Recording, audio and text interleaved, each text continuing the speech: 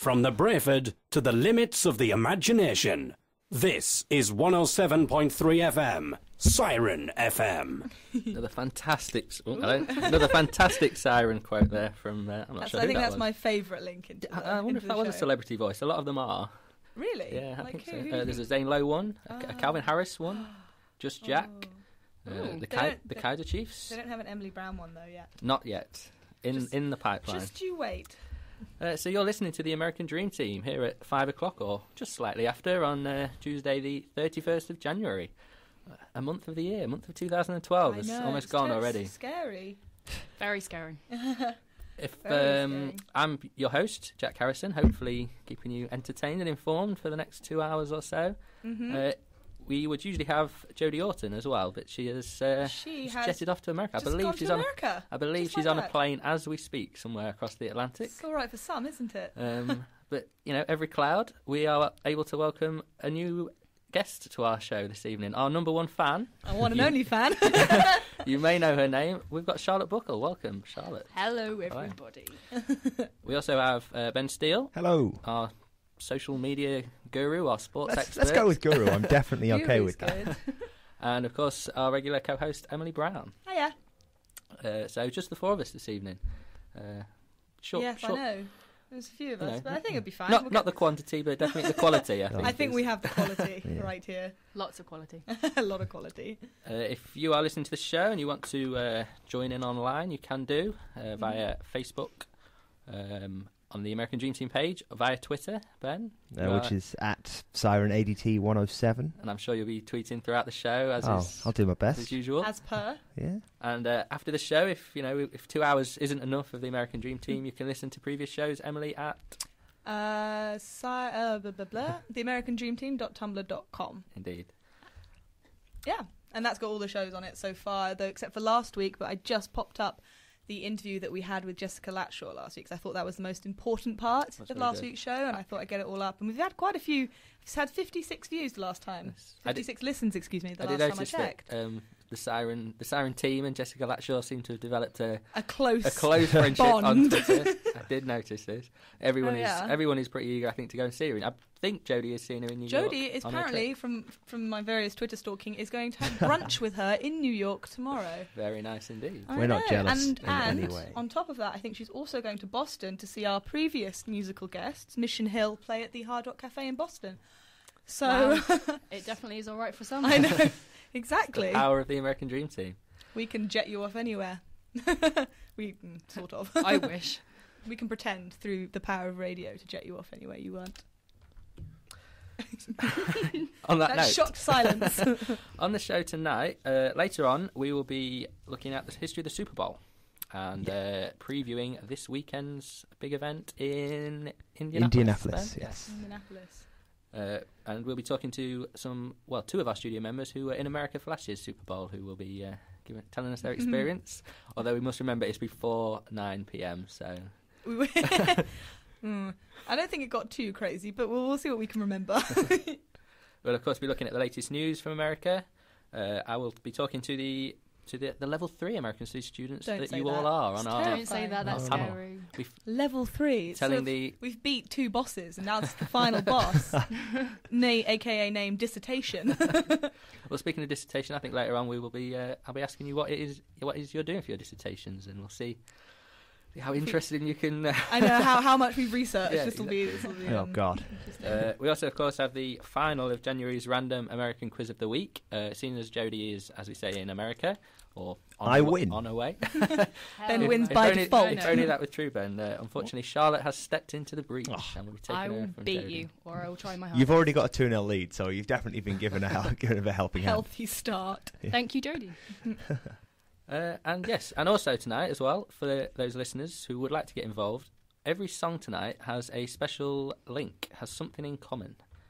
So we've started there with Stevie Wonder, Superstition, and all the other songs that we feature on the American Dream Team tonight will have a special link, a special bond. A special bond, just like us and Jessica Latshaw. Exactly. The same bond. So if you can if you know what that link is, if you think when you've listened to a few songs you can figure it out, please post on our Facebook page And we or our will Twitter play page. the song of your choice next week's show. Very nice. How does Very that nice. sound? I was going to offer a radio shout out, Emily. Or a but that radio... is- both. That is even How better. about both? Indeed. Yeah. We will play the song of you're in charge. Anything. Exactly. Anything we can do for you, we'll do it. If you can guess what the link is. And just before we do the news, I'm sure it's high hopes, but Barack Obama in the State of the Union, did he mention anything about our tweet to him? He did not. No. I also did offer the chance for all of our followers. I'd fly them out to America if he told us his Beyonce baby name, but he didn't do that either. So no, That's I so think disappointing. we did. I've avoided a very hefty payout, and no, he didn't Can mention you anything. imagine if he did, Ben? Can you imagine? To be honest, I would definitely have done it had he done it. If I'd have he- gone out, just gone, yeah, okay, let's If go. he's gone, this is for the American Dream Team in Lincoln. Yeah, My Beyonce baby name is... yeah. Why don't we write to the White House? You know, you never know, might get a reply. I think that's a really good idea. I think we should do that. I think we should see how far we can take this. Yeah, exactly. Why I'll not? get on it now. Email address of the White House. The White Mails... The Oh, wow. White House at hotmail.com. Of course, yeah, obviously. Yeah, obviously. While Ben's doing that, we'll have some news.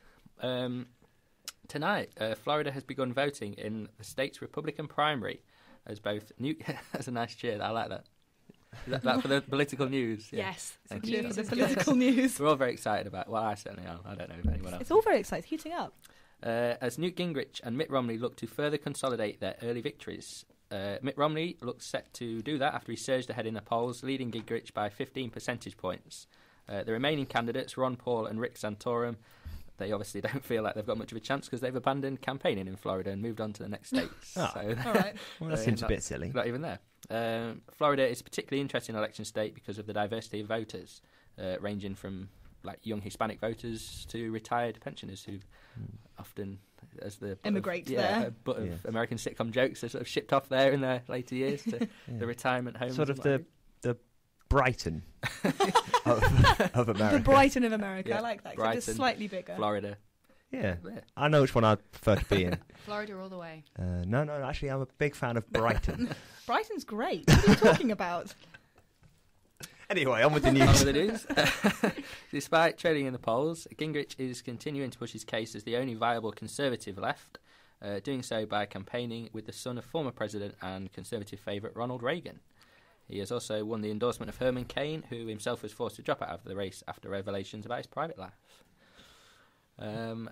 We mentioned State of the Union. Barack Obama has laid out his plans for the remaining months of his first term.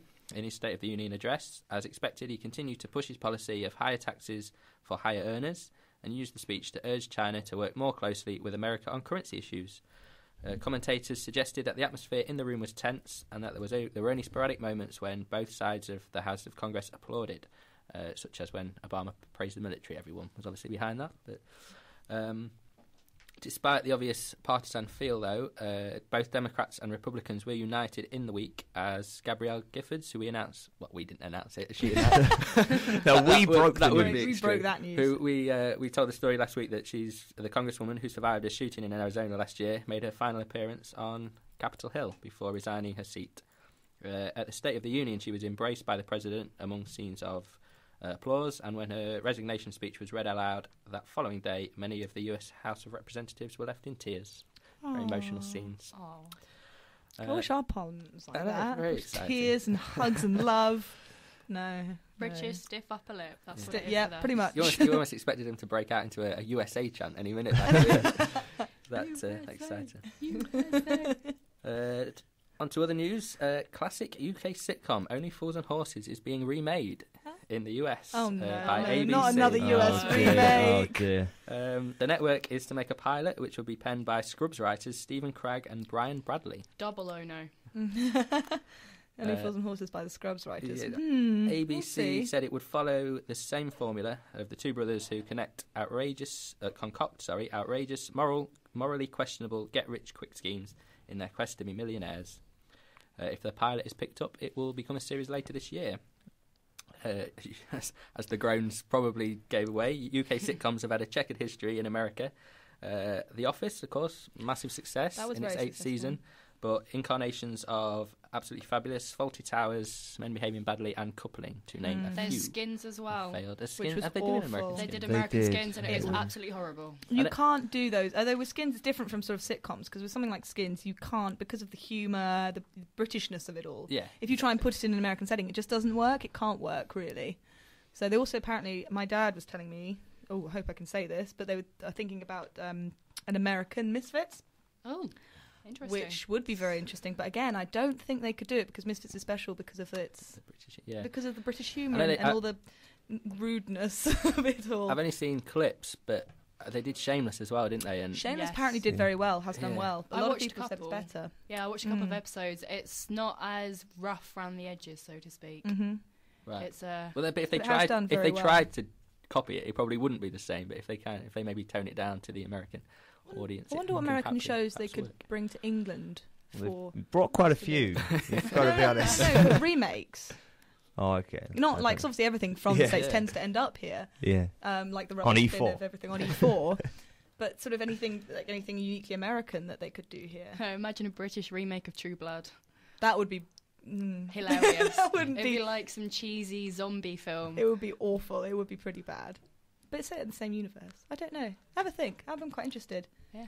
And if anyone could tell us if there's any American shows that they think would be quite funny to be remade as Plus English. one big shows. UK show that's, I mean, not a remake, just as it is, Downton Abbey had massive success. in Huge America, of success course. in the States, which On makes me very PBS. happy. And my mum very So- happy. No, Yeah. that's done. Yeah, that's done excellently. But that's, I mean, they could not remake. Well, they could. They They could couldn't. put It it. Well, wouldn't work, would they it? could do sort of they could put it a few years later, sort of the 1920s with aristocratic, a bit like The Great Gatsby, aristocratic American society. You could do, but it would have to be written probably by Julian Fellows, and it would have to be as great as Downton is. I think that's just my opinion. No? Well, that's what But I'm here for. if you were to set it in America, that would probably be the best time to do it in. Yeah. I think. Agreed. So, coming up very soon, you've got one song to gather your thoughts, level 3 students, to tell us about your dissertations and how I you- hate that word. Someone said in Sorry. one of my seminars today, it makes you feel broken inside when you hear it, especially at this point. So, well, it's a cheery subject to be talking about. I'm glad I brought it up. But No, yeah. it's something you've got to face it. You've got to face your fears, and this is one of them. Yes, indeed. So before that, though, this is our second song in our linked songs. Hopefully another clue to anyone who thinks they can find out what connects them.